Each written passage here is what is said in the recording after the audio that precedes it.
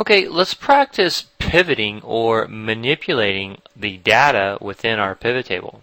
Now, we briefly went over this in a previous video within the areas or the layout section, but within this video I want to focus only on pivoting and manipulating the data and the different ways to do that and to get you familiar with how to manipulate the pivot table. So with Excel 2007, they really wanted to streamline and make it much easier to tell where you put the different fields in your pivot table, because now here on your field list you can see exactly where everything is. So, and you can move things around within your field list. So let's say we want to put our employee in our row area and take out our client. Actually, I want to put salesperson in my row area and take out my employee. And so now I have my sales by salesperson by month. So I could come in here and at the pivot table I could right click on salesperson and I could go to move and I could move this salesperson to the columns if I wanted.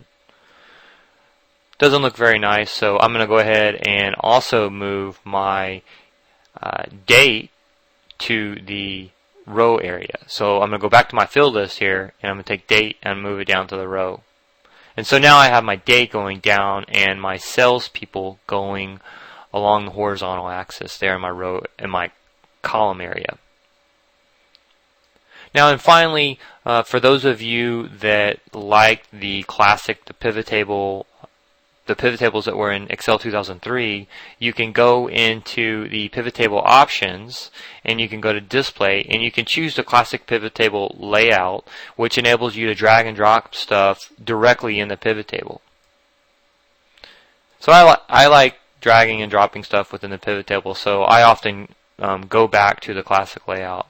So here now I can take my date and I can move my date over, I could move my salesperson, and I can do it directly within the pivot table versus going into the field list or having to right click in the pivot table to move stuff around. But that becomes kind of confusing for people, so that's why Microsoft made everything, the control of moving the pivot table is now within the field list.